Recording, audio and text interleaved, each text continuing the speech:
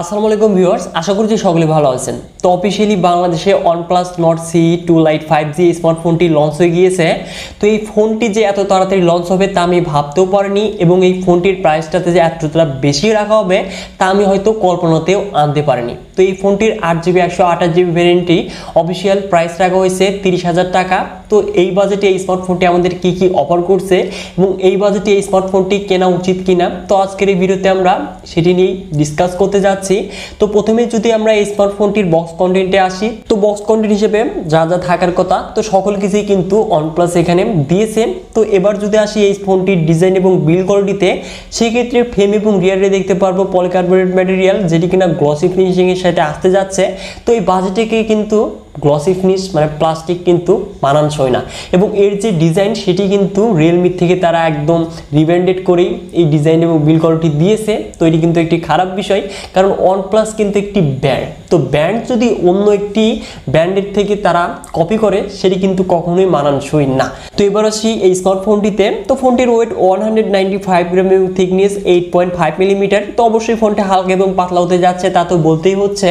এবং এই ফোনটির এবার যদি আসি ডিসপ্লেতে, তো 6.59 inches IPS LCD display panel দেখতে পারবো, যার রেজুলেশন ফুল HD প্লাস, সাথে থাকছে 120 হার্জ রিফ্রেশ রেট। এবং প্রোটেকশন হিসেবে কি থাকছে, তো মনে হয় পান্ডা গ্যালাক্সি থাকার কথা।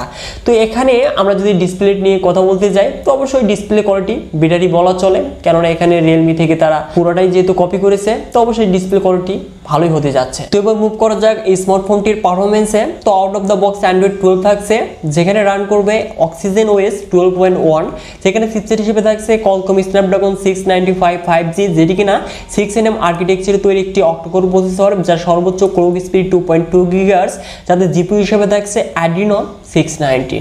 তো অবশ্যই পারফরমেন্স নিয়ে এই বাজেটে কিন্তু মানানসই না, কারণ এখানে Qualcomm Snapdragon 732G, তো এটি একটি সর্বনিম্ন থাকা উচিত ছিল এই ফোনটিতে। তো যাই হোক, তারা প্রাইসটা ওভার প্রাইস রেখেছে, সেটি আমি আগেই বলেছি।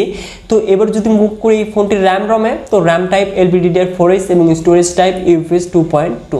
এবং রিয়ারে দেখতে পারবো আমরা ট্রিপল ক্যামেরা সেটআপ, যার মেইন ক্যামেরাটি 64 মেগাপিক্সেল, যার অ্যাপারচার হল 1.7, সাথে থাকছে 2 মেগাপিক্সেল ম্যাক্রো এবং 2 মেগাপিক্সেল ডেপথ সেন্সর, যেটি দিয়ে আমরা 1080p 30fps এ সর্বোচ্চ ভিডিও রেকর্ড করতে পারবো। এবং OnePlus এর ক্যামেরা যে সবসময় বেস্ট হয়ে থাকে তা তো বলতেই হচ্ছে। তো এই স্মার্টফোনটির রিয়ারের যে ফটো কোয়ালিটি, তো অবশ্যই আপনারা স্যাম্পল হয়তো দেখতেই পাচ্ছেন, তো বেস্ট বলাই চলে।